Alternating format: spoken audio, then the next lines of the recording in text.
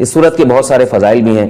رسول اللہ صلی اللہ علیہ وسلم نے ارشاد فرمایا کہ قل هو اللہ احد ثلث القرآن، آپ صلی اللہ علیہ وسلم نے فرمایا کہ یہ صورت 1/3 قرآن ہے۔ حضرت قتادہ ابن نعمان رضی اللہ تعالیٰ عنہ سے روایت ہے کہ ایک شخص رات کو قل هو اللہ احد کی بہت کثرت سے تلاوت کرتے تھے جادو سے بچنے کے لیے، تو رسول اللہ صلی اللہ علیہ وسلم کو بتایا گیا ان کے بارے میں، جس نے بتایا وہ سورہ یعنی قل هو اللہ احد کی اہمیت کو کم سمجھ رہے تھے، وہ سمجھ رہے تھے کہ یہ صرف سورہ اخلاص پڑھتے ہیں اور کوئی صورت نہیں پڑھتے۔ تو جب نبی صلی اللہ علیہ وسلم کو بتایا گیا تو آپ صلی اللہ علیہ وسلم نے فرمایا انہا لتعدل ثلث القرآن، یہ 1/3 قرآن کے برابر ہے، یعنی یہ صورت معمولی نہیں ہے، ہلکی نہیں ہے۔ یہ صحیح بخاری میں یہ روایت مذکور ہے۔ اور حضرت ابو سعید خدری رضی اللہ تعالیٰ عنہ سے ایک روایت ہے، وہ اس میں ہے کہ ایک شخص رات کو صرف سورہ اخلاص کی تلاوت کیا کرتے تھے نماز میں، تو ان کی شکایت لگائی گئی نبی صلی اللہ علیہ وسلم سے۔ شکایت لگانے والے نے یعنی شکایت لگانے والے کا مقصد شکایت نہیں تھا، ایک علمی بات پر مطلع ہونا مقصد تھا، تو انہوں نے نبی صلی اللہ علیہ وسلم کو بتایا کہ یہ صرف سورہ اخلاص پڑھتے ہیں، یعنی وہ بھی سمجھ رہے تھے کہ یہ تو ایک چھوٹی سی صورت ہے اور بھی قرآن پڑھنا چاہیے۔ تو آپ صلی اللہ علیہ وسلم نے اس موقع پر بھی فرمایا کہ انہا لتعدل ثلث القرآن، فرمایا کہ یہ صورت 1/3 قرآن کے برابر ہے، یعنی یہ صورت معمولی صورت نہیں ہے۔ پھر حضرت عائشہ رضی اللہ تعالی عنہا سے روایت ہے کہ آپ صلی اللہ علیہ وسلم جب بستر کی طرف جاتے تو آپ صلی اللہ علیہ وسلم قل هو اللہ احد، قل اعوذ برب الفلق، قل اعوذ برب الناس، یہ تینوں صورتیں پڑھ کے اپنے ہاتھ پہ پھونک مارتے اور اپنا ہاتھ پورے جسم پہ پھیر لیتے۔ یہ اہتمام آپ صلی اللہ علیہ وسلم نے اس وقت فرمایا جب آپ صلی اللہ علیہ وسلم پر جادو ہوا، اس کے بعد آپ صلی اللہ علیہ وسلم کا ہمیشہ یہ معمول رہا ہے۔ یہ بھی صحیح بخاری کی روایت ہے۔ صحیح بخاری کی ایک اور روایت میں ہے کہ حضرت عائشہ رضی اللہ تعالیٰ عنہ فرماتی ہیں کہ ایک مرتبہ رسول اللہ صلی اللہ علیہ وسلم نے جہاد کے لیے ایک لشکر بھیجا، تو اس میں جو امام تھے وہ سورہ اخلاص کی بہت زیادہ تلاوت کیا کرتے تھے نماز میں۔ صحابہ کرام کا جب یہ لشکر واپس لوٹا ہے تو آپ صلی اللہ علیہ وسلم کو بتایا گیا کہ یہ سورہ اخلاص بہت زیادہ پڑھتے تھے نماز میں۔ تو آپ صلی اللہ علیہ وسلم نے ان سے پوچھا کہ تم یہ کام کیوں کرتے تھے، سورہ اخلاص تم اتنی زیادہ کیوں پڑھتے تھے؟ تو ان صحابی نے فرمایا کہ اس میں رحمان کے اوصاف بیان کیے ہیں، اللہ کی حمد و ثنا ہے، اور اس وجہ سے مجھے اس سورت سے محبت ہے، یعنی محبت ہے جس کی وجہ سے میرا دل چاہتا ہے میں اس کی بار بار تلاوت کروں۔ تو آپ صلی اللہ علیہ وسلم نے فرمایا کہ صحابہ سے فرمایا کہ ان کو خبر دے دو کہ اللہ بھی تم سے محبت کرتے ہیں۔ یہ بھی ایک صورت کی ایک بہت بڑی فضیلت ثابت ہوتی ہے۔ اور عبد الرحمن ابن ابزہ رضی اللہ تعالیٰ عنہ سے روایت ہے کہ رسول اللہ صلی اللہ علیہ وسلم وتر کی نماز میں پہلی رکعت میں سبح اسم ربک الاعلی، دوسری میں قل یا ایھا الکافرون، اور تیسری رکعت میں سورہ اخلاص کی تلاوت کیا کرتے تھے۔ تو وتر میں تیسری رکعت میں سورہ اخلاص کا پڑھنا یہ فضیلت کی چیز ہے۔ حضرت عقبہ ابن عامر رضی اللہ تعالیٰ عنہ سے روایت ہے کہ میں ایک مرتبہ رسول اللہ صلی اللہ علیہ وسلم سے ملا تو آپ صلی اللہ علیہ وسلم نے فرمایا کہ کیا میں تمہیں ایسی صورت کی خبر نہ دوں کہ نہ وہ صورت اللہ نے تورات میں نازل کی، نہ ایسی صورت اللہ نے انجیل میں، اور نہ ہی ایسی صورت اللہ نے کسی اور مقام پہ قرآن مجید میں نازل کی؟ میں نے عرض کیا ضرور یا رسول اللہ۔ تو آپ صلی اللہ علیہ وسلم نے فرمایا وہ صورتیں قل هو اللہ احد، قل اعوذ برب الفلق اور قل اعوذ برب الناس ہیں۔ اور آپ صلی اللہ علیہ وسلم نے اسے فرمایا کہ کوئی بھی رات ایسی نہیں ہونی چاہیے جو ان صورتوں کی تلاوت کے بغیر گزر جائے، یعنی ہر رات میں یہ تینوں صورتوں کی تلاوت لازمی کیا کرو۔ تو عقبہ ابن عامر رضی اللہ تعالیٰ عنہ فرماتے ہیں پھر پوری زندگی مجھ سے کبھی بھی ان تینوں صورتوں کی تلاوت رات میں نہیں چھوٹی اور کبھی بھی ناغا نہیں ہوا۔ اور حضرت ابو ہریرہ رضی اللہ تعالیٰ عنہ سے ایک اور روایت ہے کہ رسول اللہ صلی اللہ علیہ وسلم نے کسی شخص کو قل هو اللہ احد کی تلاوت کرتے ہوئے دیکھا تو آپ صلی اللہ علیہ وسلم نے فرمایا کہ واجب ہو گئی۔ صحابہ نے پوچھا یا رسول اللہ کیا چیز واجب ہو گئی؟ آپ نے فرمایا کہ اس کی تلاوت کرنے والے کے لیے جنت واجب ہو گئی۔ یہ تو اس صورت کے کچھ فضائل تھے جو میں نے آپ کے سامنے بیان کیے۔ اس صورت میں ہمیں اسباق کیا ملتے ہیں؟ پہلی تو سبق ہمیں توحید کا ملتا ہے کہ اسلام توحید کے بغیر کامل نہیں ہے، بلکہ اسلام مقبول ہی نہیں ہے۔ آج بہت سارے لوگ اللہ تعالیٰ کو معبود تو کہتے ہیں مگر اللہ کے سوا مشکل کشا، حاضر ناظر اور مختار کل ایسے ایسے الفاظ ایجاد کیے ہوئے ہیں جو غیر اللہ پر بھی اس کا اطلاق کرتے ہیں۔ بعض لوگ قبر پرستی کا شکار ہیں، بعض لوگ رسول اللہ صلی اللہ علیہ وسلم کو عالم الغیب کہتے ہیں، حاضر ناظر کہتے ہیں، جبکہ ہمیں اس صورت میں کیا سبق مل رہا ہے کہ اللہ یکتا ہے، اس جیسا کوئی بھی نہیں ہے۔ تو اللہ اگر مشکل کشا ہے، حاجت روا ہے، تو پھر اگر ہم مخلوق کو بھی مشکل کشا اور حاجت روا کہہ دیں تو اس کا مطلب یہ ہوا کہ مخلوق بھی اللہ جیسی ہے۔ اس لیے کہ جو معبود ہے اس کی دو بنیادی صفات ہیں، علم اور قدرت۔ معبود میں دو چیزوں کا ہونا ضروری ہے، یعنی آپ جس کی عبادت کرتے ہیں اس میں دو صفات کا اعلیٰ وجہ الکمال ہونا ضروری ہے۔ ایک یہ کہ اس کی قدرت کامل ہو، وہ جو چاہے کر سکتا ہو، اور اسے اس کا علم کامل ہو۔ جیسے کہ قرآن مجید میں آتے اللہ الذی خلق السبع سماوات ومن الارض مثلہن یتنزل الامر بینہن لتعلموا ان اللہ علی کل شیء قدیر وان اللہ قد احاط بکل شیء علما. اس آیت کا حاصل کیا ہے کہ اللہ نے اس پوری کائنات کو اس لیے بنایا تاکہ اللہ کے بارے میں دو چیزوں کا لوگوں کو یقین آ جائے. ایک یہ کہ لتعلموا ان اللہ علی کل شیء قدیر، کہ اللہ ہر چیز پر قادر ہے، وان اللہ قد احاط بکل شیء علما، اور اللہ کے علم سے کوئی بھی چیز خارج نہیں ہے. یعنی مختار کل بھی اللہ ہے اور عالم الغیب بھی اللہ ہے.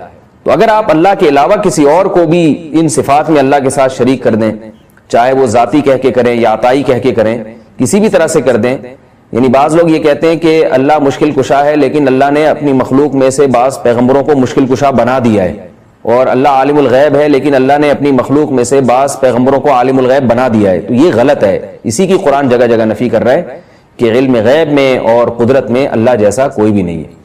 اس لیے اس صورت سے ہمیں یہ سبق ملتا ہے. دوسرا ہمیں سبق ملتا ہے کہ لم یلد ولم یولد، کہ اللہ کے بارے میں یہ عقیدہ رکھنا کہ اس نے جنا ہے، جیسے کہ عیسائی کہتے ہیں حضرت عیسیٰ علیہ السلام اللہ کے معاذ اللہ بیٹے ہیں. تو اللہ نے کسی کو نہ تو بیٹا بنایا اور نہ اللہ نے جنا. بعض عیسائی کہتے ہیں کہ اللہ نے حضرت عیسیٰ کو جنا ہے معاذ اللہ، لیکن عیسائیوں میں جو جمہور ہیں وہ یہ کہتے ہیں کہ اللہ نے جنا تو نہیں ہے لیکن اللہ نے ان کو اپنا بیٹا بنا لیا، یعنی بیٹے جیسے ہیں. تو یہ بات بھی غلط ہے. لم یتخذ صاحبۃ ولا ولدا، قرآن کہہ رہا ہے اللہ نے کسی کو نہ تو جنا ہے اور نہ اللہ نے کسی کو بیوی یا بیٹا بنایا ہے. بنایا بھی نہیں ہے اللہ نے. اللہ کے یعنی کسی کو محبت میں بیٹا کہہ دینا یہ ایک الگ چیز ہے، لیکن باقاعدہ اس کو بیٹا بنا لینا یہ ایک الگ چیز ہے. کیونکہ ہم جب کسی کو بیٹا بناتے ہیں تو اس لیے کہ ہمیں اس کی ضرورت ہوتی ہے، ہمیں اس سے کام لینا ہے، ہمیں اپنے والی وارث چاہیے. اللہ کا کوئی وارث نہیں ہے، اللہ کا کوئی والی نہیں ہے، اللہ بے نیاز ہے. یہ اس صورت کا بنیادی اسباق تھے. اللہ فرماتے ہیں کہ جو لوگ ڈپریشن کا شکار ہو جاتے ہیں، جلد بازی میں فیصلے جلد بازی میں کرتے ہیں، ان میں تدبر نہیں ہے، غور و فکر نہیں ہے، تو لیکن کچھ علامتیں اپنے اندر پیدا کر لو تو تمہارے اندر سے جلد بازی، جس جلد بازی کے نتیجے میں ڈپریشن ہوتی ہے، خودکشی کے خیالات آتے ہیں، یعنی زندگی سکون کی گزرے گی تمہاری. اس کے لیے چند کام کرنے پڑیں گے. نمبر 1، نماز کی مکمل پابندی. آپ یقین کر لو جتنا ڈپریشن سے نماز بچاتی ہے نا، کوئی چیز نہیں بچاتی. اسٹریس اور ڈپریشن کی 20 گولیاں ایک طرف، جس کا نماز میں دل لگ گیا نا بس اس کی زندگی مزے کی بن جاتی ہے. اور نماز میں دل نہ لگ رہا ہو نا، کئی رکعتیں پڑھو ہمت کر کے. اصول بنا لو، جس کام میں دل نہیں لگتا نا وہ کام کرنا شروع کر دو، دل لگے گا، اور پھر ڈبل لگنا شروع ہو جاتا ہے. میں بہت سی مثالیں دیتا ہوں نا، دوڑا نہیں جاتا چلنا شروع کرو، چلا نہیں جاتا ہلکا ہلکا چلو، اپنے نفس پہ بوجھ ڈالو. دیکھو یہ ٹینشن سے بچنا ایسی چیز ہے جو ٹینشن سے دور بھاگتا ہے نا، ٹینشن اس کے پیچھے آتی ہے، اور جو ٹینشنیں پالتا ہے وہ ہمیشہ ٹینشن فری زندگی گزارتا ہے. وہ ٹینشن ہے جو جائز ٹینشن ہے، جو صحت کے لیے مفید ٹینشن ہے، ان کی بات کر رہا ہوں میں. تو جو لوگ آپ نے دیکھا ہوگا محنتی ہوتے ہیں، سارا دن کام کاج میں مشغول رہتے ہیں، وہ خوش ہوتے ہیں، ہے یا نہیں؟ گھروں میں جو دو طرح کی خواتین ہوتی ہیں، ایک پھوڑ، نہ کام نہ کاج، کچن گندا پڑا ہوا ہے، واش روم پیمپر بچے کے اتارے یوں پھینک دیے. آپ دیکھنا ان خواتین کی طبیعت میں چڑچڑاپن بہت ہوتا ہے، جھنجھلانا. ذرا سے کوئی نصیحت کرو آگے سے جھنجھلا کے جواب میں، ہر وقت ایسا لگتا ہے وہ توے پہ بیٹھی ہوئی ہے، خود بھی ٹینشن اور دوسرے کو بھی ٹینشن. لیکن آپ نے دیکھا گھروں میں جو خواتین بہت محنتی ہوتی ہیں، بچوں کی کیئر، شوہر کی مرضی کا خیال، گھر کو صاف ستھرا رکھنا ہر وقت، وہ خوش ہوتی ہیں. مردوں میں بھی ایسا ہی ہے. جتنے لڑکے آپ کے پوستی ہیں گھر کے اندر پڑے ہوئے کچھ نہیں کر رہے، ایسا لگے گا جیسے وہ توے پہ بیٹھے ہوئے ہیں. باپ کوئی نصیحت کرتا ہے ایک دم کیا ہو جاتے ہیں، وہ ہائپر ہو جاتے ہیں. آپ لوگوں نے خود بھی نوٹ کیا ہے نا یہ بات. وجہ کیا ہے کہ جو آدمی کام کاج کی ٹینشن نہیں لیتا نا تو اللہ اس کو اسٹریس میں ڈال دیتے ہیں. جو محنت کے کام نہیں کرتا اسٹریس میں ڈال دیتے ہیں اس کو، ہر وقت ٹینشن ہے، چڑچڑاپن پیدا ہوتا ہے. اور جو محنتی ہوتے ہیں صبح اٹھے ٹھک ٹھک ٹھک اپنے کام نمٹائے.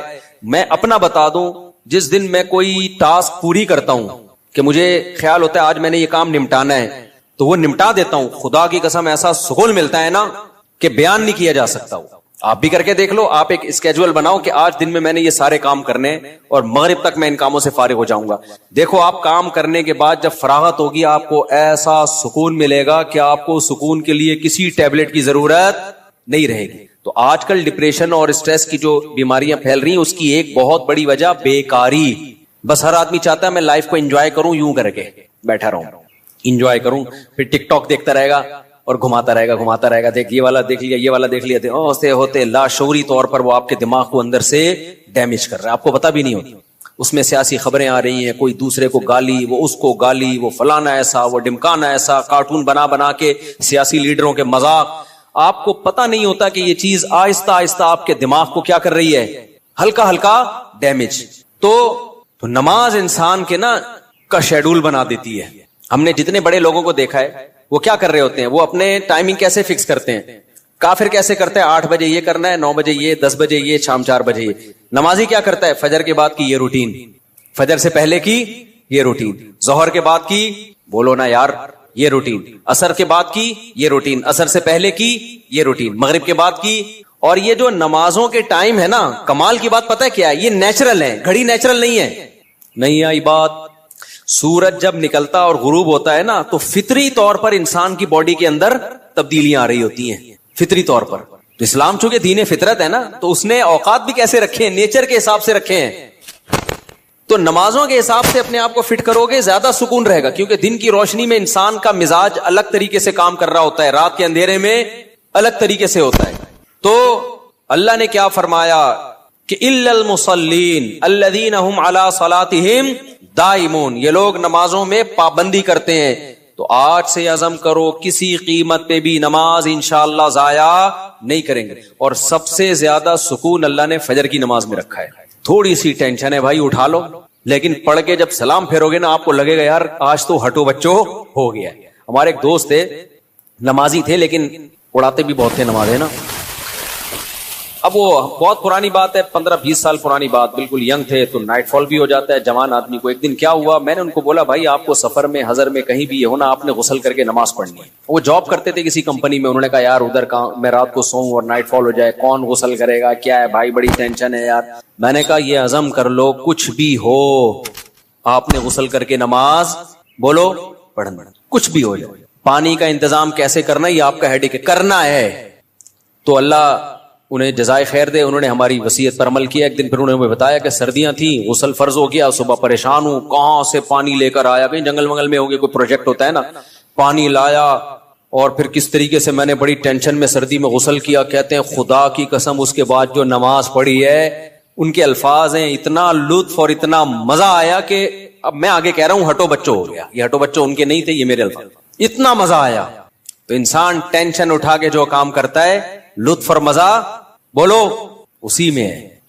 چھٹی والے دن جب مزہ آتا ہے, جب ورکنگ ڈیز کے بعد چھٹی آئے. روزانہ ہی اگر چھٹیاں ہوں تو مزہ آئے گا. ابے دیکھو سنڈے کو لوگوں کی چھٹی ہوتی ہے, ہم لوگ مدرسے میں تو جمعے کو ہوتی ہے. سنڈے کی چھٹی کا مزہ جب ہے جب منڈے کی چھٹی نہ ہو, اور ٹیوزڈے کی بھی نہ ہو, وینسڈے کی بھی نہ ہو, تھرسڈے کی بھی نہ ہو, فرائیڈے کی بھی نہ ہو, تب جا کے سنڈے کی چھٹی کا مزہ آتا ہے. لیکن اگر ہر دن سنڈے ہے تو پھر کوئی بھی دن سنڈے نہیں ہے. نہیں آئی نا, یہی تو مسئلہ ہے. تو کچھ کرنے کے بعد جب چھٹی ہوتی ہے تو مزہ ہوتا ہے. چھٹی چل رہی ہے, پاگل ہو جائے گا آدمی. ہمیں یاد ہے پورے سال میں نا مدرسے میں ہماری 2 مہینے کی چھٹیاں ہوتی تھی, اب بھی 2 مہینے کی ہوتی ہیں. لیکن طلب علمی کے دور میں تو بہت ٹف لائف تھی ہماری, پورا ہفتہ مدرسے میں رہنا پڑتا تھا ہمیں. ہم لوگ جمعرات کو عصر کی نماز کے بعد نکلتے تھے, چھٹی ہوتی تھی جمعرات کو, عصر کے بعد 1.5 سے 2 گھنٹے میں گھر پہنچے, رات ہو گئی, 1 ہفتے بعد پہنچے, اور اگلے دن عصر ہم نے مدرسے میں پڑھنی ہوتی تھی, تو چند گھنٹے کی چھٹی. یہ روٹین جب پورے سال ہوگی تو جب 2 مہینے کی چھٹیاں آنے والی ہوں گی تو خوشی سے کیا عالم ہوگا, کیا عالم ہوگا نا خوشی سے.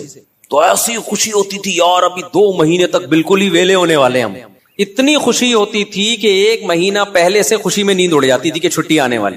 لیکن اس روٹین کے بعد, لیکن اگر یہ روٹین کے بعد وہ 2 مہینے کی چھٹی نہ آتی, بلکہ چھٹی کے بعد چھٹی آتی, تو سوائے اسٹریس اور ڈپریشن کے کچھ بھی حاصل بولو نہیں ہوتا. یہ میں پوری تقریر آپ کو سمجھانے کے لیے کر رہا ہوں کہ اپنے آپ کو پریشانیوں میں, یعنی ورک کی ٹینشن میں, کاموں کی ٹینشنوں میں ڈالو گے تو سکون ملے گا, اور اگر صرف سکون کی خاطر فارغ رہنا سیکھو گے تو سکون نہیں ملے گا آپ کو. سکون ہمیشہ کام کے لوگوں کو ملتا ہے, خوش رہتے ہیں, بھاگتے دوڑتے لوگ ہمیشہ خوش رہتے ہیں. اور جو پڑے ہوئے ہیں ادھر گٹر کے ڈھکن پہ بیٹھ گئے, گپے مارنا شروع کر دی جیسے کراچی کے لونڈے لپاڑے کرتے ہیں, یہی ہو رہا ہے. بیٹھے تو اٹھ ہی نہیں رہے, نہ نماز کے ٹائم پہ اٹھ کے جا رہے ہیں, کچھ بھی نہیں, بیٹھے ہیں. آپ کیا کر رہے ہیں, پان سے ایک پیک نکال کے ادھر پھینکی, پھر اٹھ کے گھر گیا, وہاں تھوڑی سی ابا سے صلواتیں سنی, سو رہا ہے تو پھر ٹک ٹاک پہ لگ گیا, لگے پوری رات گزر گئی. پھر اپنی مرضی سے سو گیا, پھر اٹھ گیا, پھر جب سوتے سوتے تھک گیا تو اٹھ گیا.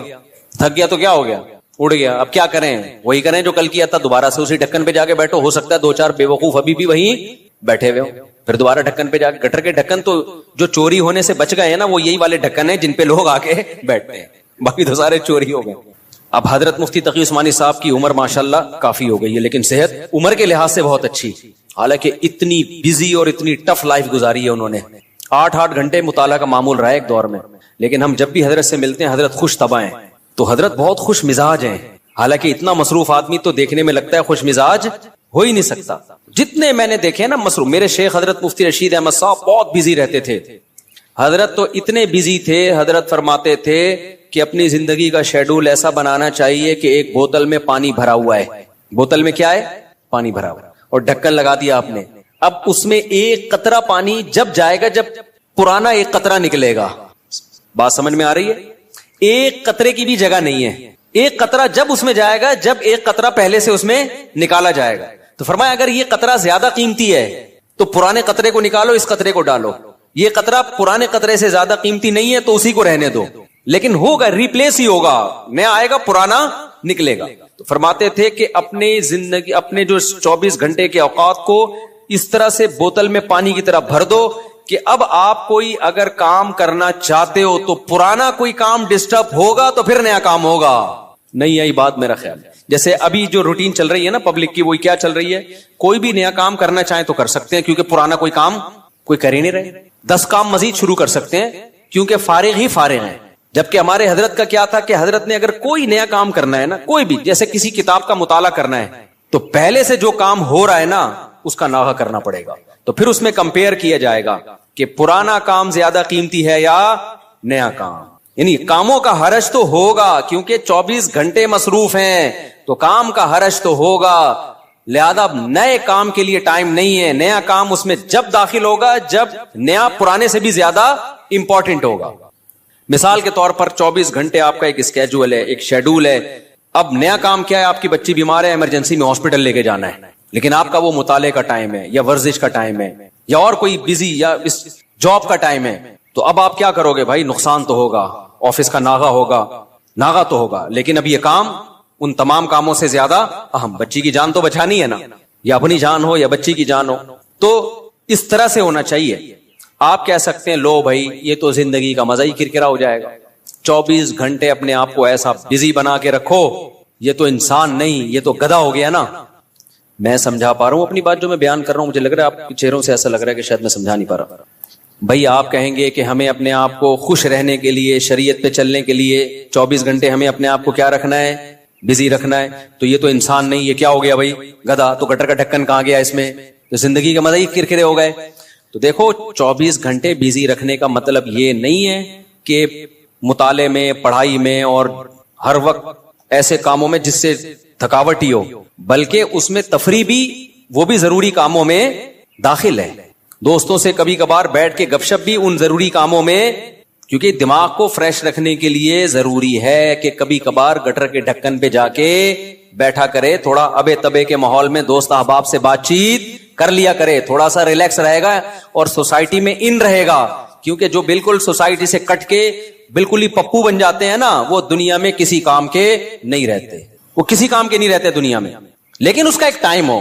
میں اپنے دوستوں میں ایسے لوگوں کو جانتا ہوں, ہمارے ساتھ گپ شپ تھی ان کی گپ شپ بھی ٹائم سے ہوتی تھی. اس وقت وہ ہم آج وہ بہت بڑے عہدوں پہ پہنچے ہوئے ہیں. بھی چند دن پہلے ایک کا فون بھی آیا کہ آپ وہی طارق مسعود ہو جو ہمارے ساتھ کھیلا کرتے تھے, گپ شپ تھی. میں نے کہا ہاں. میں نے کہا آج کل کیا وہ بہت بڑا آفیسر بن چکا ہے, وہ نام نہیں بتاؤں گا میں, بہت بڑی فلم بن گیا بھائی وہ. لیکن اس کی روٹین کیا تھی مجھے یاد ہے. اس کی روٹین یہ تھی کہ بیٹھے ہیں نا دوست احباب تھڑے پر, ہی چل رہا ہے, ٹائم دیکھا یار 1 گھنٹہ ہو گیا بس, یا آدھا گھنٹہ ہو گیا, کہتے میرا اسٹڈی ٹائم شروع ہو گیا. اتنے نیک بچے کراچی میں پائے نہیں جاتے, لیکن وہ تھا. یہ بات کر رہا ہوں جب ہم 16-17 سال کے تھے, اس وقت گپے مار رہے ہیں. ایسے بھی نہیں ہے کہ گپ شپ ہی نہ ہو دوستوں کے ساتھ, یہ بھی نہیں ہے. اور یہ بھی نہیں ہے کہ بیٹھے ہیں تو بیٹھے ہی ہیں, نا نا نا نا. اس نے ٹائم ایک بنایا ہوا تھا, گھر کا ماحول ایسا تھا نا, تو اب آ کے بیٹھے ابھی گپ شپ شروع کر دیا اور بھائی ہاں ہو ہی باتیں کرکٹ ہم ساتھ کھیلا کرتے تھے, کرکٹ کی باتیں چل رہی ہیں, گپ شپ ہو رہی ہے. یار میرا اسٹڈی ٹائم شروع ہو رہا ہے, میں جا رہا ہوں. ہم کہتے تھے یار عجیب انسان ہے بھائی, اتنا نیک آدمی. تو یہ ہے کہ یہ نہیں کہ آپ نے دوستوں کی محفلیں بالکل چھوڑ دی, گپ شپ بالکل چھوڑ دی, کھیل کود بالکل چھوڑ دیا, لیکن اس کو بھی اپنے شیڈول کا حصہ بنانا ہے, اس کو بھی جتنا ٹائم بنتا ہے اتنا دینا ہے. اب ہو یہ رہا ہے کہ کوئی پلاننگ نہیں ہے, کوئی روٹین نہیں ہے, تو ہم اپنی زندگی اپنی مرضی سے نہیں چلا رہے, ہمیں کوئی اور چلا رہا ہے. اور پتہ ہے کون ہے؟ اس کو پیار سے شیطان کہا جاتا ہے. ہمیں کون چلا رہا ہے؟ شیطان بتاتا ہے اب اڑ جا, کیونکہ سو کے اب تو تھک گیا ہے. تو ہم کہتے ہیں چلو بھائی اب اڑ جاتے ہیں.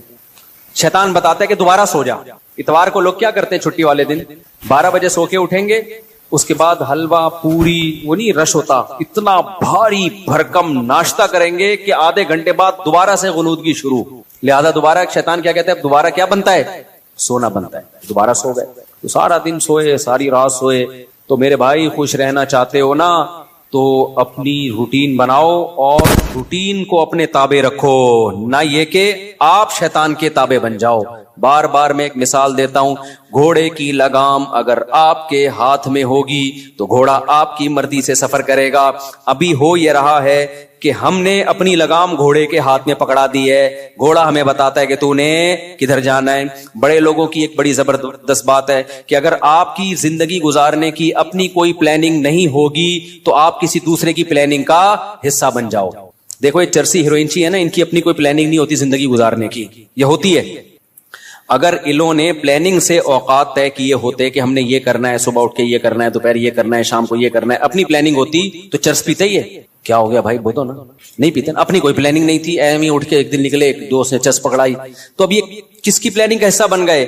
چرس اور ہیروئن کے جو اسمگلر ہے نا, ان کی پلاننگ تھی ہم نے پیسہ کمانا ہے, تو وہ کروڑ پتی بن گئے کیونکہ ان کی کوئی پلاننگ نہیں تھی. تو یہ لوگ ان کی پلاننگ کا حصہ بن کے انہوں نے اپنا بیڑا غرق کر دیا, ان کو ارب پتی بنا دیا. ہر دفعہ ایسا ہی ہوتا ہے. آپ کی اپنی پلاننگ نہیں ہے کہ میں نے کتنی دیر فیس بک پہ بیٹھنا ہے, کتنی دیر یوٹیوب پہ بیٹھنا ہے, بس آپ نے بیٹھ گئے تو کوئی پلاننگ نہیں ہے. تو آپ دیکھتے جا رہے ہو, دماغ آپ کا خراب ہو رہا ہے. یہ اس نے اس کو گالی دی, اس نے 80 لیٹر کا کارٹون بنا دیا. اپنی کوئی پلاننگ نہیں ہے کہ میں نے دیکھنا کون سا چینل ہے, کتنی دیر دیکھنا ہے, معلوماتی چینل دیکھنا ہے, ادھر ادھر دائیں بائیں چیزیں میں نے نہیں دیکھنی. نیوز بھی ایک حد تک دیکھنی ہے, بس اتنی کافی ہے ہمارے لیے آج کی تاریخ میں. یہ تھوڑی کہ نیوز ہی سنتے چلے جاؤ. کیا تحقیق کرنی ہے آج میں نے؟ اگر نہیں ہے نا تو آپ دیکھتے چلے جاؤ گے. اور جو یوٹیوبرز یا فیس بکیے یا ٹک ٹاکرز ہیں, ان کی پلاننگ تھی کہ ہم نے ویوز بڑھا کے پیسہ کمانا ہے, تو آپ جیسے بے وقوف ان کی پلاننگ کا حصہ, آپ کا نقصان, اور وہ کروڑ پتی بن رہے ہیں. نہیں آئی بات؟ میرا خیال ہے دیکھو یوٹیوبرز ویورز کے لیے کیا کرتے ہیں. فلانے مولوی نے, مفتی طارق مسعود نے آج انجینئر کے پرخچے اڑا دیے, حالانکہ میں نے کہیں نہیں ایسے اڑائے ہوتے. وہ ایک دم وہ لگائے گا نا ایک وہ تھم نیل پہ, ابے تمہیں کیا کرنا ہے پرخچے اڑائے کے نہیں اڑائے. تمہیں کسی مسئلے کی تحقیق کرنی ہے, کسی خاص مسئلے کی, تو تم اس مسئلے کو دیکھو. یار مفتی طارق مسعود نے اس مسئلے, طلاق کے مسئلے کی تحقیق کرنی ہے یا اور کوئی مسئلہ, یار اس پہ میں سرچ کر رہا ہوں, مجھے ضرورت ہے, یا یہ کاروبار حلال ہے یا نہیں ہے, میں ڈراپ شپنگ کرتا ہوں, اب ڈراپ شپنگ ہے حلال, چلو مفتی طارق مسعود ڈراپ شپنگ لکھ کے سرچ کرو. یہ آپ کی پلاننگ ہوگی, اس میں آپ کو فائدہ ہوگا. لیکن ہو کیا رہا ہے, یوٹیوبر اٹریکٹ کرنے کے لیے تھم نیل پہ عنوان لگائے گا, مفتی طارق مسعود دوبارہ جہلم. کل ایسے ہی ہوا, میرے سامنے آتا ہے, میں نہیں دیکھتا کہ یار میں, حالانکہ میں دیکھ سکتا ہوں نا کہ کیا کہا ہے بھائی اس نے. کل ایک میرے سامنے سے ویڈیو گزری, اس پہ لکھا مفتی طارق مسعود دوبارہ جہلم پہنچ گئے. میں کراچی میں بیٹھ کے دیکھ رہا ہوں, میرا بھی دل چاہ رہا تھا نا میں کلک کروں. کیا خیال ہے یار میرے بارے میں جھوٹ کیوں بولا, کیا بولا, میں نہیں کیا کلک. میں نے کہا وہ بے وقوف ہے, ہم تھوڑی بے وقوف ہے بھائی, ہمیں پتہ ہے جھوٹ ہے. جھوٹ آگے ہو سکتا ہے اندر جو مضمون ہو وہ یہ ہو کہ جانا چاہ رہے تھے لیکن نہیں گئے, ہو سکتا ہے یہ لکھا ہوا اس نے, یہ لکھا ہوا ہو, لیکن سچ لکھا ہے جھوٹ لکھا ہے, میں کیا کروں گا, میرا تو ٹائم ویسٹ ہوگا نا, میں کام کی چیز دیکھوں نا. لیکن میں نے جس ویوز دیکھے, پبلک کا رجحان دیکھنے کے لیے کہ پتہ نہیں کتنے ویوز آئے ہوئے تھے اس پہ, اور جا کے لے کے کمنٹس میں گالیاں دی ہوں گی لوگوں نے کہ بھائی کیا کر رہا ہے, جھوٹ کیوں بول رہا ہے. لیکن آپ کی جب اپنی کوئی پلاننگ نہیں ہوتی تو آپ دوسروں کی پلاننگ کا حصہ بن جاتے. اب یوٹیوبر کی پلاننگ تھی ویورز کے ذریعے پیسے کمانے, اس کو پتا ہے ایسا عنوان لگائیں گے تو دھڑا دھڑ ویوز آئیں گے, آپ کا ٹائم ویسٹ ہو رہا ہے. آپ نے جب دیکھا پہنچے تو ہیں نہیں, ٹھیک ہے نا, ایسی جھوٹ بولا ہوا اس نے, اس کے پیسے بن رہے ہیں اور آپ کا ٹائم ویسٹ, اور آپ ڈپریشن میں, پھر زبان گندی کر کے گالیاں کمنٹس میں الگ. تو ان تمام چیزوں کا آپ کو کچھ بھی حاصل نہیں ہوا، اس لیے کہ آپ کی پہلے سے کوئی پلاننگ تھی نہیں کہ کیا چیز دیکھنے کی ہے اور کیا چیز دیکھنے کی نہیں، آپ کی تھی نہیں، بس آپ نے جا کے تو اصول یاد رکھو، آپ کی اپنا لائف اسٹائل نہیں ہوگا تو آپ ہمیشہ دوسرے کے لائف کا حصہ بن جاؤ، اس کی ترقی کا حصہ بن جاؤ گے. کیونکہ دیکھو شیطان ہر وقت پلاننگ میں لگا ہوا ہے. یا تو ہوتا نا شیطان بھی پلاننگ نہ کر رہا ہوتا، ہم بھی پلاننگ نہ کرتے، تو نہ ہمیں کوئی نقصان ہوتا نہ شیطان کو کوئی فائدہ ہوتا، نہ ہمیں فائدہ ہوتا نہ نقصان ہوتا. لیکن ہو یہ رہا ہے کہ ہم اگر پلاننگ نہیں کرتے تو ہماری پلاننگ کون کر دیتا ہے؟ شیطان. اس نے بنا کے بیٹھا ہوتا ہے، فارغ ترین آدمی ہے تو اس کو بھی اس کام میں لگاؤ، ٹھیک ہے نا. تو یہ بہت اہم بات ہے. تو اپنے جو لائف اسٹائل کو چینج کریں، ان میں اس کی معمولات کی ابتدا کہاں سے ہوگی؟ نماز سے. سمجھتے ہوگے نہیں سمجھتے؟ ابتدا کہاں سے ہوگی؟ یار سب سے پہلے کیا کرنا ہے؟ نماز ٹھیک کرنی. اب شیطان دوسرا حملہ کرے گا آپ کے اوپر، شیطان سے بڑی فلم اس کائنات میں پیدا نہیں ہوئی ہے. شیطان کہے گا ٹھیک ہے پہلے نماز تو شروع کر لے، پھر باقی چیزیں چرس بات میں چھوڑ دینا. اور یہ جو گٹر کے ڈھکن پر پوری رات بیٹھا رہتا ہے یا انٹرنیٹ پر 6 گھنٹے بیٹھا رہتا ہے، ہر وقت ٹک ٹاک پہ بیٹھا رہتا ہے، یہ اگلے اسٹیپ میں پہلے نماز. تو نہ نماز صحیح ہوگی نہ اگلا اسٹیپ شروع ہوگا. یہ ایسا ہی ہے جیسے ہم کہتے تھے ہفتے کے دن سے ہم پڑھائی شروع کریں گے، 1 جنوری اگلے سال کی 1 جنوری سے. وہ 1 جنوری کبھی آتی ہے یا 1 محرم کبھی آتا ہے؟ وہ کبھی بھی نہیں آئے گا. جب جنوری آئے گی نا آپ بولو کہ اسلامی سال سے کروں نا، 1 محرم سے کروں گا، میں مسلمان ہوں، میں انگریز تھوڑی ہوں. نہ وہ 1 محرم کبھی آئے گا نہ وہ 1 جنوری. حافظوں کو نا پہلا پارا بہت پکا یاد ہوتا ہے، پتہ ہے کیوں؟ حافظوں کو جوش اٹھتا ہے، یار کچا ہوتا جا رہا ہے اب دوبارہ سے یاد کرو، تو پہلے پارے سے شروع کرتے ہیں، اس کے بعد جوش ٹھنڈا ہو جاتا ہے، پھر بھولنا شروع کر دیتے ہیں، پھر ناغے کرتے ہیں، پھر کئی دنوں کے بعد خیال ہوتا ہے یار قرآن بھولتا جا رہا ہوں، دوبارہ شروع کرو، پھر پہلا پارا، تو پہلا پکا ہو جاتا ہے، باقی سارا ایسے کیسے ہی رہے. تو اس لیے پلاننگ میں یہ ہو کہ سب سے پہلے نماز کو مضبوط کرنا ہے، لیکن یہ نہ ہو کہ جب تک نماز ٹھیک نہیں ہوگی باقی چیزیں ٹھیک نہیں ہیں. سب چیزوں کو ایک ساتھ ٹھیک کرنا ہے، سمجھ رہے ہو؟ جس نے یہ کیا نا پہلے یہ پھر وہ، تو نہ یہ ہوگا اور نہ وہ ہوگا. اور ہر کام میں ایکسیلنسی پیدا کرنے کی کوشش تو کرنا ہے، لیکن اگر نہ ہو تو اس کام کو چھوڑنا نہیں ہے، گرتے پڑتے کرنا ہے. آپ نے نیت کر لی، جیسے نمازی بننا چاہتے ہو نا تو نیت کرنی پڑے گی میں 40 دن تکبیر اولیٰ سے نماز پڑھوں گا، ایک نماز بھی میں 40 دن تک تکبیر اولیٰ سے نہیں چھوڑوں گا. یہ ہے ایکسیلنسی. لیکن اب کیا ہوگا؟ 2-4 دن کے بعد تھوڑا جوش ہلکا ہوا، ایک دن تکبیر تحریمہ کا ناغہ ہو گیا، تکبیر اولیٰ کا ناغہ ہو گیا، یہ نماز کا ناغہ ہو گیا.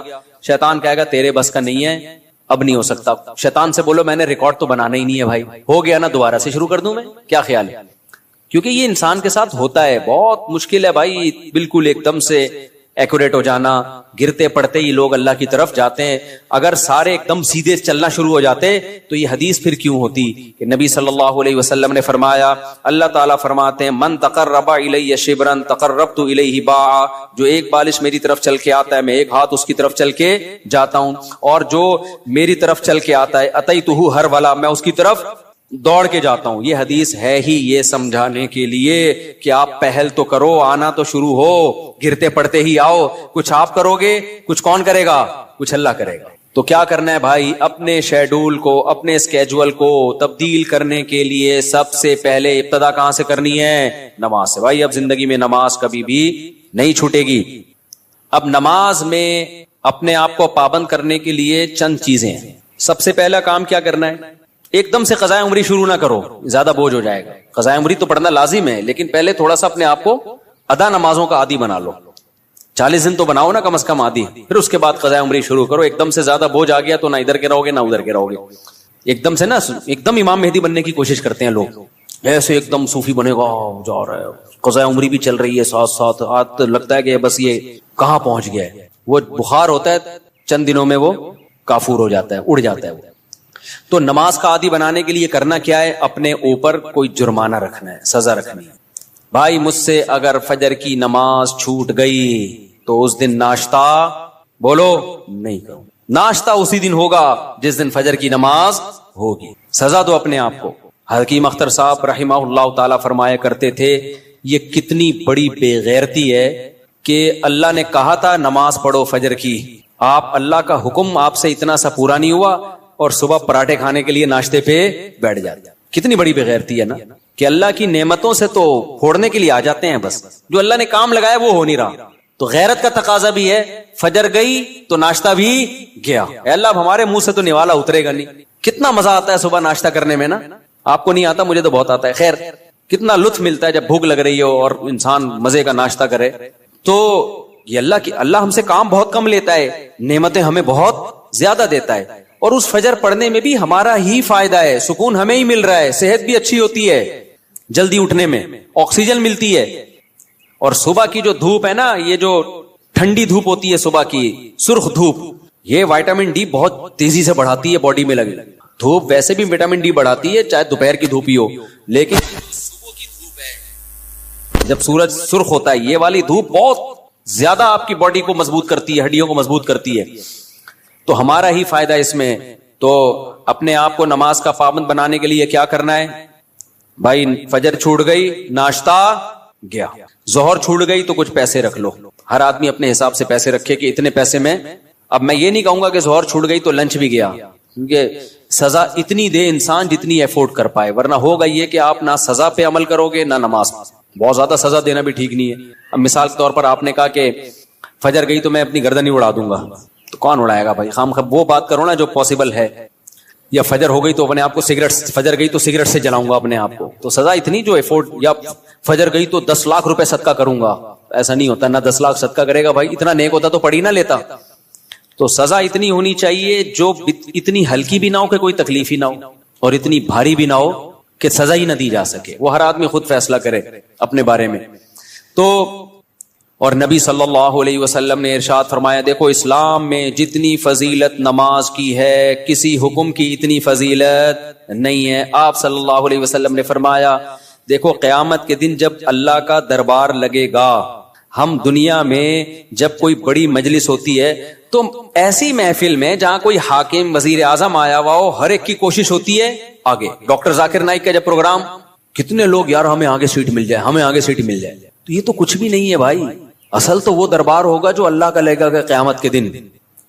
تو اس میں جس کو آگے سیٹ ملے گی نا, حقیقت میں وہ واقعی فخر کرے گا. تو نبی صلی اللہ علیہ وسلم نے فرمایا اس دن آگے کا ٹکٹ کس کو ملے گا؟ حدیث کا مفہوم بیان کر رہا ہوں کہ نمازوں میں جو سب سے آگے ہوا کرتے تھے, اگلی صف میں ہوا کرتے تھے, کیونکہ اللہ کا ایک دربار دنیا میں لگتا ہے جس میں اللہ نظر نہیں آتا ہمیں, بس ایمان لائے ہیں بھائی اللہ کا دربار ہے, تو غیب ہے. تو اس میں جو آگے آگے ہوگا, تو جب سچی مچی کا دربار لگے گا جس میں اللہ موجود ہوگا, تو نبی صلی اللہ علیہ وسلم نے فرمایا جو صف میں سب سے آگے ہوتے تھے قیامت کے دن بھی وہ اللہ کے ہاں سب سے آگے ہوں گے, اور جو صفوں میں جتنا پیچھے ہوتے تھے قیامت کے دن بھی وہ صفوں میں اتنا پیچھے ہوں گے. کچھ لوگوں کی عادت ہوتی ہے ایک رکعت نکالنا فرض ہے. ہمارے محلے میں ایک صاحب ہوا کرتے تھے, فجر میں لازمی ایک رکعت نکلتی تھی ان کی. اچھا فجر 5 بجے ہو رہی ہے تو وہ 5:05 پہ آ رہے ہیں. ہم ان سے کہتے تھے یار ایک رکعت کیوں نکالتے ہو, تھوڑا 2 منٹ پہلے آ جاؤ. کہتے یار اصل میں رات کو نیند پوری نہیں ہوتی. پھر جب نماز 5:15 پہ ہوئی تو بھی ایک رکعت نکل رہی ہے. یہ ایک بیماری ہے, میں آپ کو بتا رہا ہوں بھائی. اب تو 15 منٹ زیادہ مل گئے نا, تو زیادہ مل کے ان کی نیند اسی حساب سے آگے جا رہی ہے. حتیٰ کہ سردیوں میں جب 6:45 پہ نماز ہو رہی ہے پھر بھی ایک رکعت نکل رہی ہے. تو یہ جو آزار ہوتے ہیں نا کہ یوں ہو رہا ہے بھائی, جس نے پڑھنی ہوتی ہے وہ آ جاتا ہے, نہیں پڑھنی ہوتی, جس کی ایک رکعت نکلنی ہے وہ ایک ہی نکلتی رہے گی قیامت تک. جس کی 2 رکعت نکلنی ہے, اتحیات والے بھی ہوتے ہیں, اتحیات میں آ رہے ہوتے ہیں, وہ ہمیشہ آپ دیکھنا اتحیات میں ہی ہوں گے. اور کچھ ایسے ہوتے ہیں جماعت ہی پوری نکلتی ہے ان کی, وہ ہمیشہ سلام پھیرنے کے بعد تشریف لا رہے ہوں گے, بولے گا بے یار یہ کیا ہو گیا. تو اور کچھ ایسے ہیں جنہوں نے پڑھنی نہیں ہے. تو جب میں اور آپ کوشش کریں گے نماز کی پابندی کی, تو بھائی تکبیر اولا کی پابندی کے ساتھ صفے اول میں, کیونکہ نبی کی جو بشارتیں آپ صلی اللہ علیہ وسلم نے صف اول کے لیے دی ہیں وہ دوسری صف کے لیے اور آخری صف کے لیے نہیں ہے. آپ صلی اللہ علیہ وسلم نے فرمایا لوگوں کو اگر پتا چل جائے کہ صف اول میں کتنا ثواب ملتا ہے تو اتنی لڑائیاں ہوں کہ قرآن اندازی کی نوبت آئے. پورا محلہ, وہ جو اجر ملے گا نا قیامت کے دن, جو پروٹوکول ملے گا اللہ کے دربار میں, وہ لوگ اپنی آنکھوں سے دیکھ لینا, وہ قیامت کا منظر اللہ دکھا دیں کہ صف اول والے آج کہاں ہیں. تو نبی نے فرمایا محلے والوں میں جھگڑا ہوگا, ہر آدمی کہے گا تیرے باپ کی سیٹ ہے جو آگے پہلے سے بیٹھا ہوا ہے. صحیح ہے نا, ہر آدمی جھگڑا کرے گا, ابے تیرے باپ کی جگہ ہے جو میں بیٹھوں گا یہاں پہ, وہ کہے گا میں بیٹھوں گا. اتنی لڑائیاں ہوں گی کہ فیصلہ کس سے کیا جائے گا؟ قرعہ ڈالا جائے گا. آج تم کہ ہمیں اپنی آنکھوں سے دیکھ نہیں رہے, لہذا ایسے پوستیوں کی طرح رڑتے آتے ہیں, وہ بالکل پیچھے بیٹھے, آگے جگہ بھی ہوتی ہے تو کوشش کرتے ہیں پیچھے ہی کھڑے رہیں, کیونکہ تاکہ نکلنے میں آسانی ہو, سلام امام پھیرے اور فوراً بھاگ سکیں ہم.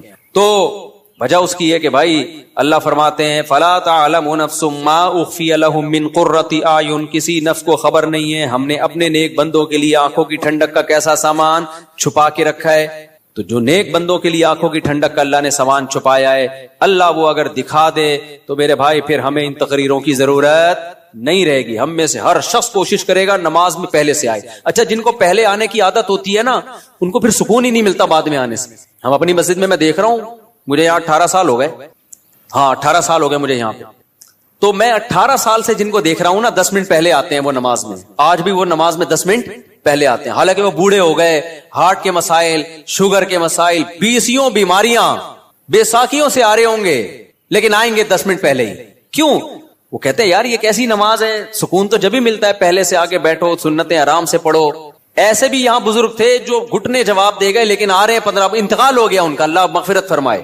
پھر جب میں ان کی عیادت کے لیے گھر گیا تو کہتے ہیں بھائی مفتی صاحب بس اتنی دعا کرو کہ جو مسجد کی جماعت ہے نا وہ نہ, کیونکہ ساری زندگی ہم نے صف اول میں نماز پڑھی ہے, اب کوئی غم نہیں ہے سوائے اس کے کہ مسجد کی جماعت چھوٹ گئی ہم سے, مسجد کی ہم سے جماعت چھوٹ گئی. تو یہ نشہ ہے میرے بھائی, سمجھ رہے ہو؟ صف اول میں نماز پڑھنے کا کیا ہے, یہ نشہ ہے, جس کو لگ جائے وہ بڑھاپے میں بھی نہیں چھوٹتا. ہمارے حضرت مفتی رشید احمد صاحب بھی بہت زیادہ تکبیر اولیٰ کے پابند تھے, آخری عمر میں ان کے بھی کو بھی ظاہر ایک ایج ہوتی ہے. تو جب وہ نیچے آتے تھے نا نماز پڑھنے کے لیے اتنا خوش ہوتے تھے, کہتے تھے یہ اللہ کا اتنا بڑا فضل ہے کہ نماز نہیں چھوٹ رہی مجھ سے. تو جن کو نشہ ہو جائے ان سے پھر یہ صف اول نہیں چھوٹتی. تو ایسا نشہ پیدا کر دو اپنے اندر. نشہ کب ہوتا ہے؟ جب عادت پڑ جائے نا, لت پڑ جائے, تو صف اول کی عادت ڈال دو. رمضان میں ہم دیکھتے ہیں جن کو تراوی میں صف اول میں تراوی پڑھنے کی عادت ہے نا, 15 منٹ پہلے آئیں گے, اپنا رومال بچھایا بیٹھ گئے وہاں. کیوں؟ کہتے ہیں یار مزہ ہی نہیں ہے پیچھے کھڑے ہو کے نماز پڑھنے کا. اور یہ لوگ زیادہ سکون سے نماز پڑھ لیتے ہیں. اور جو کنفیوز ہوتے ہیں آج پڑھنی ہے کہ نہیں پڑھنی, تو وہ آئے گا پہلے بیٹھے گا, پیچھے وضو میں بیٹھا رہے گا, نلکا کھول کے ہاتھ صاف کرتا رہے گا ایسے, پھر کوئی باتیں کرے گا, پھر پیچھے ٹیک لگا کے بیٹھ جائے گا, چلو 2-4 رکعتیں نکل جائیں کیا ہیں, پھر ایک آدھ رکعت میں رکوع میں جب امام جائے گا تو شامل ہو جائے گا. تو اس سے آپ کا دل ہی نہیں لگے گا نماز میں. تو کام وہی اچھا ہوتا ہے جو پابندی کے ساتھ اور مکمل فوکس بنا کے کیا جائے. نبی صلی اللہ علیہ وسلم نے ہر چیز میں احسان کا حکم دیا. پتہ ہے آپ کو احسان پتہ ہے کسے کہتے ہیں؟ ایکسیلنسی. جو کام کرو خاندانی طریقے سے کرو. ہم جو بھی کام کرتے ہیں پتہ ہی نہیں چل رہا ہوتا کہ کرنا چاہتا بھی ہے کہ نہیں چاہتا. وہ شادی والی بات ہے, نہیں کرو بھائی دوسری شادی, کرنا ہے تو پھر کرو خاندانی طریقے سے. پھر ایسی کی تیسی. کل بھی ایک کیس آیا نا, اصل میں کیس ہی یہی آ رہے ہیں آج کل, کیا کریں. کیس آیا کہ وہ شادی کر لی ہے, اب اس پہ دباؤ ڈال رہے ہیں طلاق دے دو طلاق دے دو, اور وہ لڑکی والے اس کے سر پہ دوسری کو دے دو. تو میں نے کہا کرنا ہی نہیں تھا, جب دم نہیں تھا, جب کر لیا تو بولا جاؤ تمہاری ایسی. اب میں نے کہا اگر ڈر گیا نا, کنفیوز ہو گیا یار دوسری کو چھوڑوں نہیں چھوڑوں, میں نے کہا اس سے ڈپریشن میں جائے گا. کام تو کر لیا, اب بول بھائی میرے ٹکڑے کر دو, مجھے بم سے اڑا دو. میں نے کہا اس میں سکون ملے گا. میں نے کہا دیکھو میں تمہیں سمجھا رہا ہوں, سکون مل رہا ہے نا؟ کہتے ہیں ہاں مل رہا ہے. میں نے کہا اس سے مطلب یہ سکون اسی میں ہے. ہو گیا ایسی کی تیسی. ہم لوگ بولیں گے 2 نمبر ہے, بولے ہم 2 نمبر ہیں. لوگ بولیں گے برا آدمی, بولے ہم ہیں, ہم کم نے کب کام ہے, بہت نیک آدمی. تو جو بھی کام ایکسیلنسی کے ساتھ ہوتا ہے. صحابہ کرام جب نماز پڑھا کرتے تھے کتنے خشوع و خضوع سے پڑھا کرتے تھے, تبھی نمازوں میں ان کو مزہ آتا تھا. ہم نماز پڑھ رہے ہوتے ہیں, مسجد کی طرف آ رہے ہوتے ہیں ایسے جیسے قبر سے مردے کو اکھاڑا جا رہا ہے, بستر سے ایسے اٹھتے ہیں, مسجد میں ایسے آتے ہیں جیسے پولیس جیل کی طرف لے کے جا رہی ہے. پھر وہاں بیٹھے ہوتے ہیں بار بار, کبھی یوں کر کے دیکھ رہے ہیں, کبھی پیچھے مڑ مڑ کے امام کو دیکھ رہے ہیں کہ آ کیوں نہیں رہا. بھائی تمیز سے منہ نیچے کرے بیٹھ جاؤ, 30 سیکنڈ لیٹ ہو جائے گی نا نماز زیادہ سے زیادہ. پھر سلام کے بعد فوراً ایک دم نا ایسے جیسے توے پہ بٹھایا ہوا ہے, ہلنا شروع ہو جائے گا کہ اٹھوں کیسے میں یہاں سے. سکون سے. نبی صلی اللہ علیہ وسلم نے فرمایا جتنی دیر انسان نماز کے انتظار میں ہوتا ہے اللہ کی ہاں اتنی دیر نماز ہی کی حالت میں ہوتا ہے. وہ اس کو نماز کا ثواب ملتا رہتا ہے, اس کو نماز کا ثواب ملتا رہتا ہے. اور جتنی دور سے چل کے آئے گا, آپ صلی اللہ علیہ وسلم نے فرمایا ہر قدم پہ اللہ ایک نیکی دیں گے اور ایک گناہ اس کا معاف کریں گے. تو کتنے فضائل ہیں میرے بھائی نماز پڑھنے کے. نبی صلی اللہ علیہ وسلم نے فرمایا, کیا پیاری حدیث ہے یار, اس سے تو بڑا مزہ آتا ہے. نبی نے فرمایا کہ میری امت قیامت کے دن اپنے چہروں کی سفیدی سے پہچانی جائے گی, کیونکہ اتنا وضو کیا ہوگا نا اس نے زندگی میں. اب جو 15 سال کی عمر سے نماز پڑھ رہا ہے, 15 دفعہ روزانہ دن میں منہ دھوتا ہے کہ نہیں دھوتا. اور یہ وہ منہ کا واش کرنا نہیں ہے جو گورے واش کرتے ہیں, یہ عبادت کے طور پہ منہ کا دھونا ہے. یہ جو ہم چہرہ دھوتے ہیں دن میں 15 دفعہ, بازو دھوتے ہیں دن میں 15 دفعہ, پاؤں دھوتے ہیں دن میں 15 دفعہ, 3 دفعہ دھویا جاتا ہے نا. تو یہ صرف واشنگ نہیں ہے کہ سروس ہو رہی ہے آپ کی, یہ دھونا بطور عادت ہے یا عبادت کے طور پر ہے؟ بتاؤ. یہ عبادت کے طور پہ دھویا جا رہا ہے, اللہ نے حکم دیا. تو آپ سوچو جس نے 40 سال 50 سال اللہ کے حکم پہ دن میں 15 دفعہ منہ دھویا ہوگا, تو کیا اس کے چہرے پہ کوئی ایسی علامت نہیں ہوگی جس سے پتا چل جائے کہ اس کا چہرہ دوسرے چہروں سے بہت پاکیزہ ہے؟ کیونکہ اس بار بار منہ دھونے سے جو منہ کے گناہ ہیں, بازوؤں کے گناہ ہیں, پاؤں کے گناہ ہیں, وہ دھل رہے ہیں, ان میں روحانیت پیدا ہو رہی ہے, نورانیت پیدا ہو رہی ہے. یہ نورانیت دنیا کی آنکھوں سے نظر نہیں آتی, لیکن یہ نورانیت قیامت کے دن اللہ ایسی آنکھیں دے دیں گے جس سے لوگوں کو یہ نورانیت نظر آنا شروع ہو جائے گی.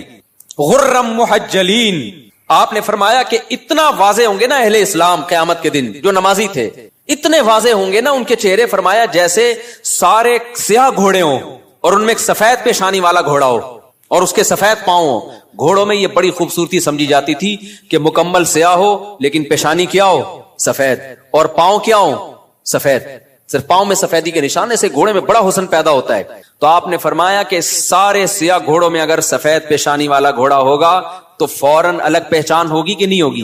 ہے بھائی ایک گھوڑے ہیں, اب آپ کا گھوڑا ان گھوڑوں میں مکس ہو گیا, سب کے کلر تو آپ جا کے غور سے دیکھو گے, لیکن آپ کا گھوڑا سفید پیشانی والا تھا, باقی سارے کالے, فوراً پہچان جاؤ گے بھائی یہ کس کا گھوڑا ہے, یہ میرا.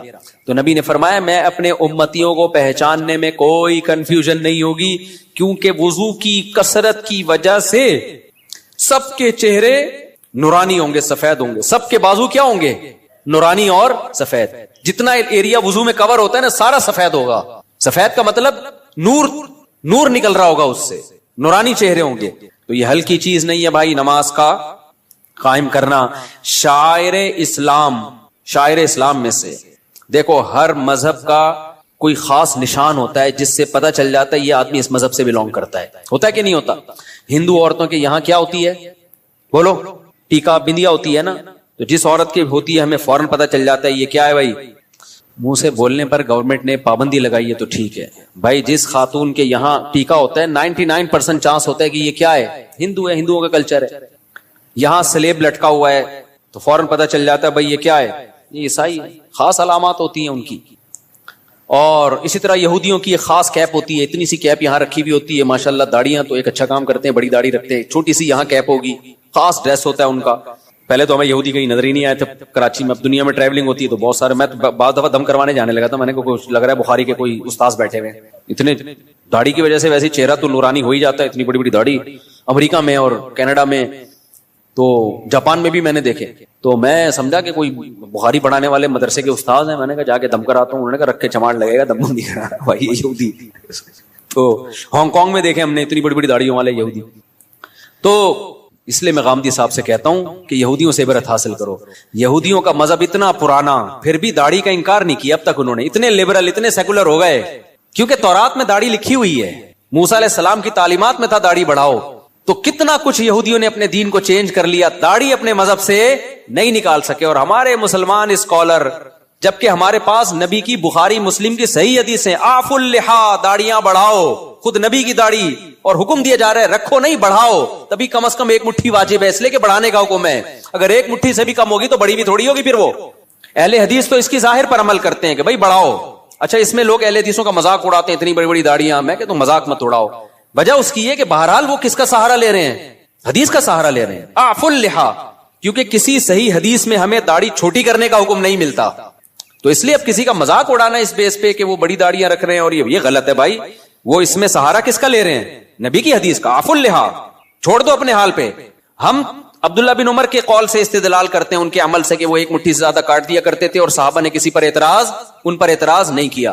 تو یہ گنجائش ہے. تو لیکن نص تو ہے نا بہرحال ان کے پاس, تو اس میں مذاق نہیں بنتا کہ آپ مذاق اڑانا شروع کر دیں یا کسی کی نیت پہ شک کرنا شروع کر دیں.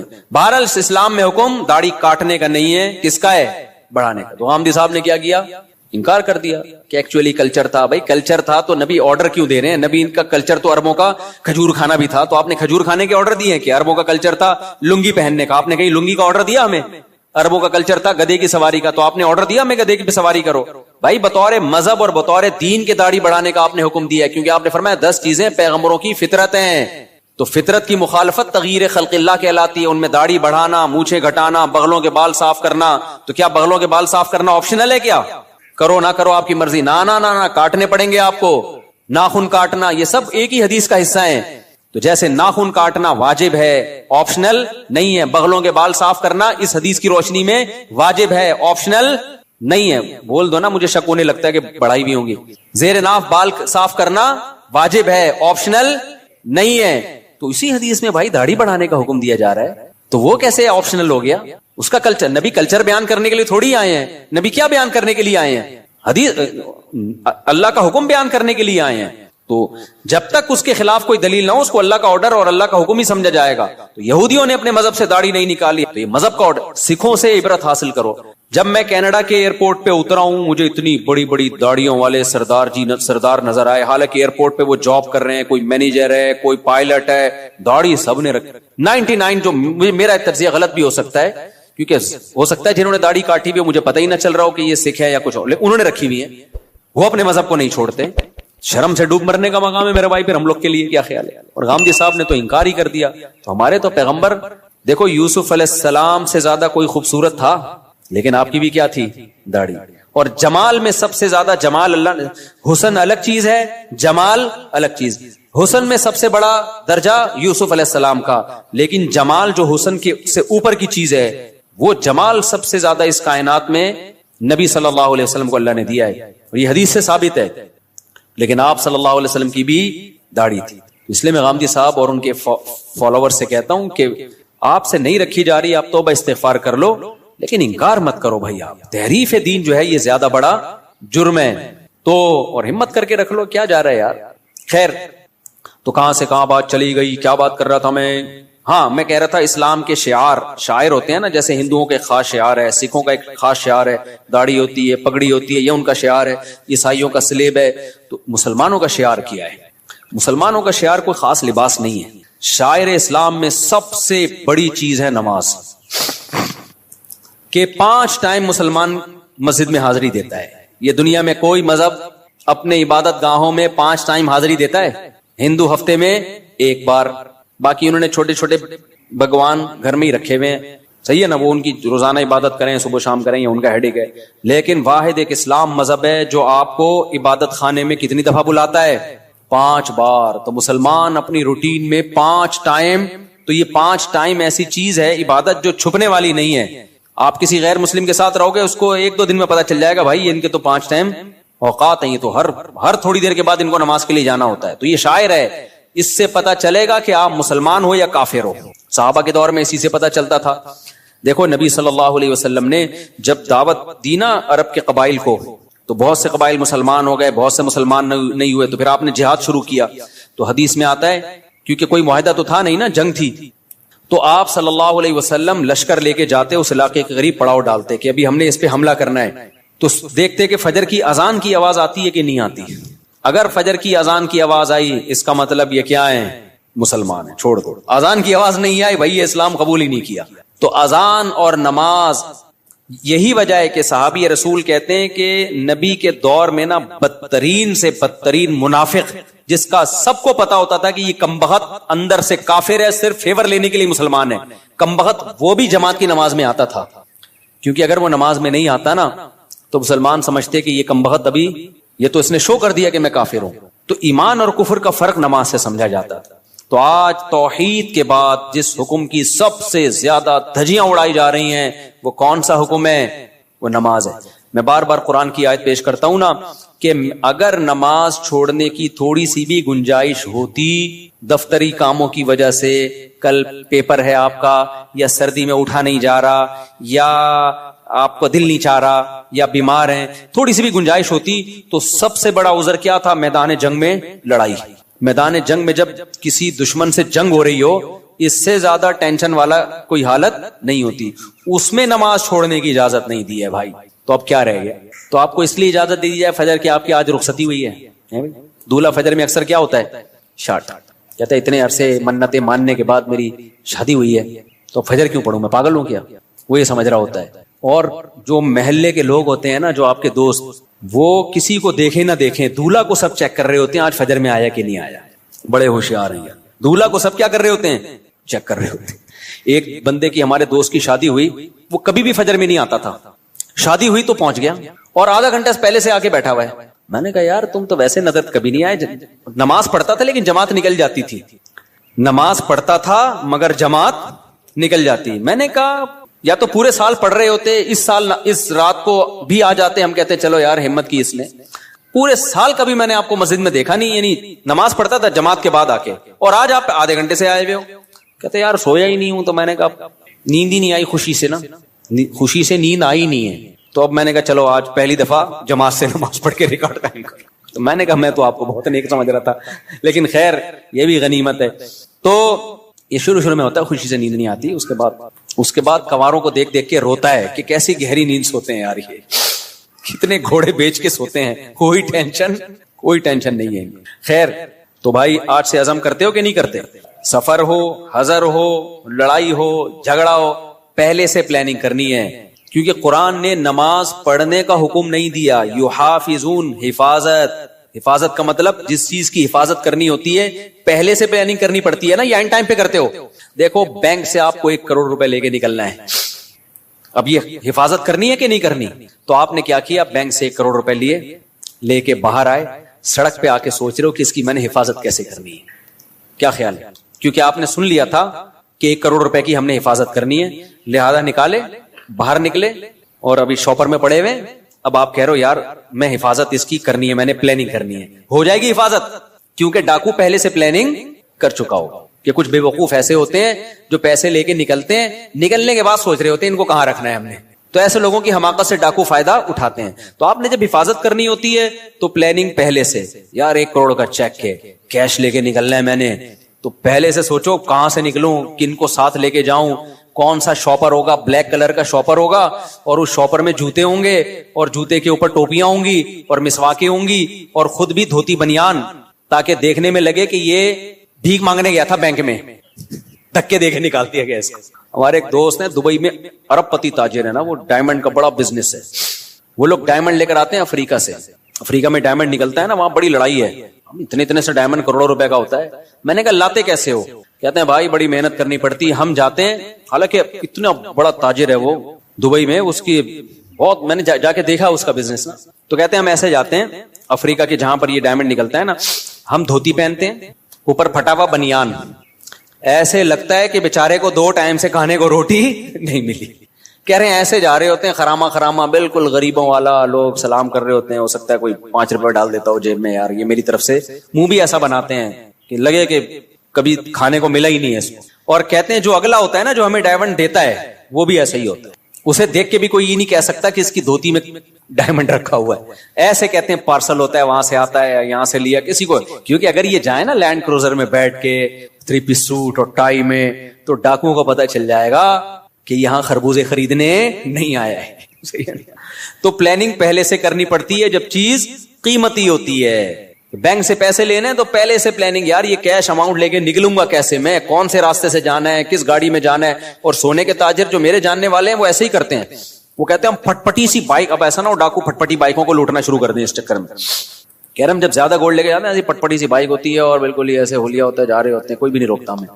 تو کیا ہوتا ہے, یہ نماز کی بھی حفاظت کے لیے پہلے سے پلاننگ کرنی پڑے گی. اب سفر ہے آپ کا, ٹرین میں جانا ہے, جہاز میں جانا ہے, پہلے سے بھائی نماز کیسے پڑھوں گا.